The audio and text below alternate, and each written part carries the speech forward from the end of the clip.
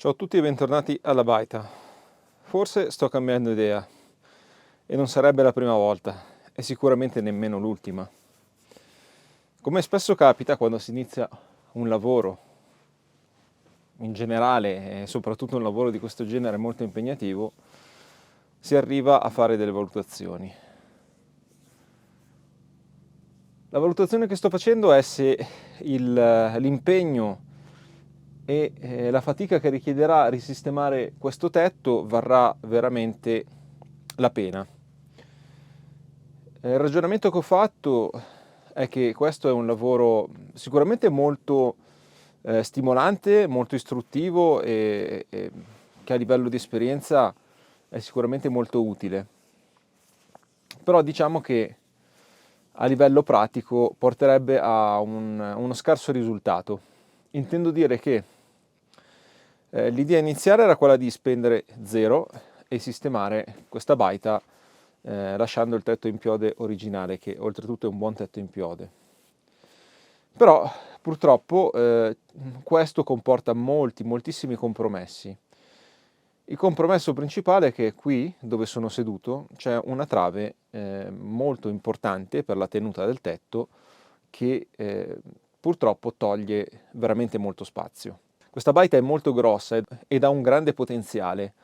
Si può sviluppare sicuramente su 2 piani e quindi si potrebbe utilizzare questo come soppalco e la parte inferiore come deposito magazzino ed eventualmente anche per aggiungere un piccolo bagnetto, perché comunque di spazio ce n'è.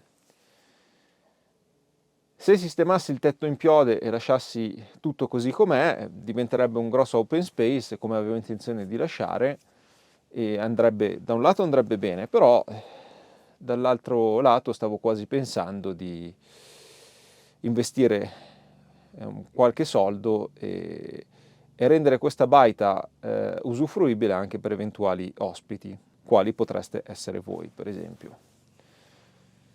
Ho tutta una serie di idee e facendo, diciamo, sviluppando questa idea riuscirei comunque ad avere un mio spazio per la mia attrezzatura e uno spazio vivibile per degli ospiti. Purtroppo questo cosa comporterebbe? Comporterebbe il completo rifacimento del tetto ed ovviamente non si tratterebbe di un tetto in piode, perché i tetti in piode sono, le versioni moderne, sono assolutamente economicamente insostenibili. Un conto è risistemare questo a costo zero e un conto è rifarne uno in una versione più moderna, diciamo. Quindi l'alternativa sarebbe il tetto in lamiera. Capisco che è una cosa che fa storcere il naso a molti, compreso il sottoscritto, perché questo qui è un tetto tradizionale di grande valore, però purtroppo bisogna mettere sui piatti della bilancia un pochino vantaggi e svantaggi. Questo è un pochino il motivo che spinge molti a non risistemare tetti in piode e piuttosto a sostituirli con tetti in lamiera. Come avete visto sulla mia baita, che è comunque concepita in modo totalmente diverso perché è stata un pochino riammodernata, questa invece è una baita veramente così come era ai tempi, quindi questo spazio per il fienile e sotto spazio per gli animali. Pensare anche soltanto di rivestire questo tetto isolandolo e creando un ambiente confortevole, anche ipotizzando di lasciare questa trave, porterebbe via molto spazio. Purtroppo è tutta una serie di cose che porterebbero via veramente troppo spazio. Sarebbe una cosa poco redditizia.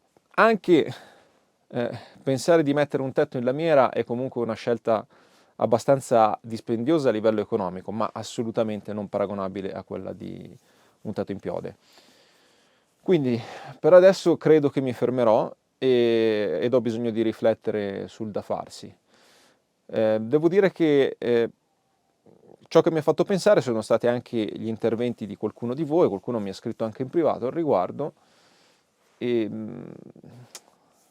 probabilmente devo pensare di sviluppare questa baita in un modo differente. Come vi dicevo, l'idea di avere questa zona soppalco rifatta vivibile per ospitare delle persone, quindi per il momento mi dedicherò ad altre attività, magari un giro in montagna con un pernotto mi aiuterà a riflettere sul da farsi.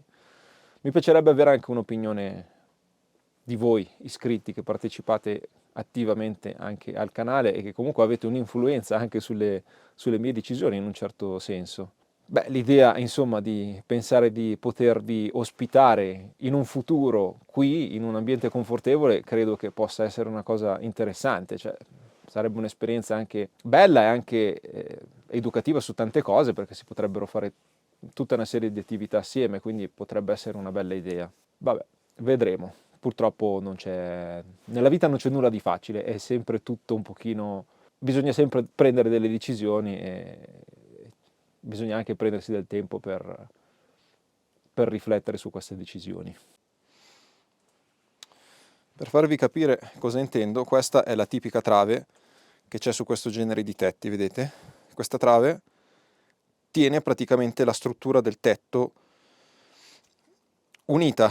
Se togliessimo questa, ci sarebbe il rischio di apertura del tetto, cioè questi travi potrebbero scivolare aprendosi. Questo è quello che ho capito. E praticamente questo trave purtroppo è proprio lì, in mezzo.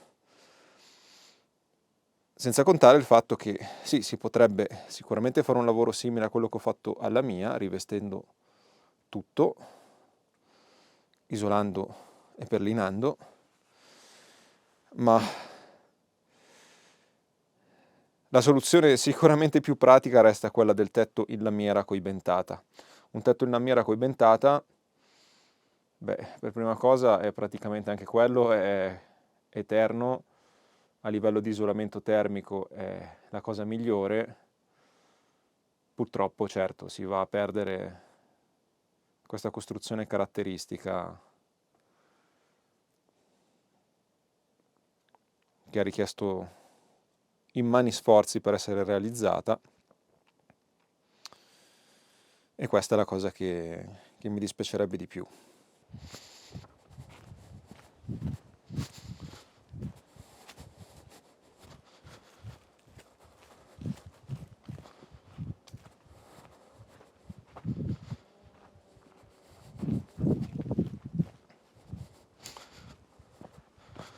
Purtroppo ci sono state anche le prime e spero ultime perdite in apiario, anche se l'inverno è ancora lungo.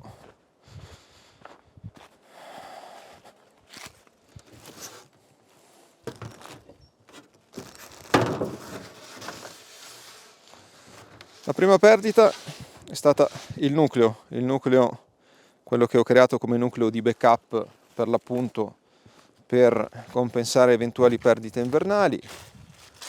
Come potete vedere qui davanti, vedete, ci sono dei segni di unghie e la porticina è stata rimossa e il panetto di candito sopra è stato spostato. Questo cosa ha causato? Ha causato la morte per fame. Il colpevole presumibilmente il tasso o la martora. Questo era spostato e di conseguenza le api non sono riuscite a nutrirsi. Qui invece si è verificato qualcosa di un pochino più inspiegabile.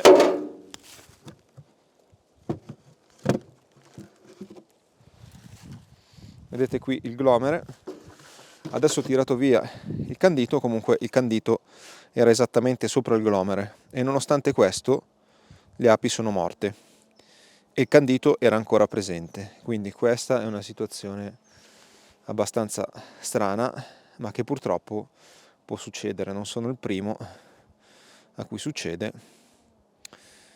Può essere che la famiglia magari era debole, è stata vittima di un'ondata di gelo perché è arrivata un'ondata di gelo abbastanza potente e quindi probabilmente questo ha influito su una famiglia già compromessa.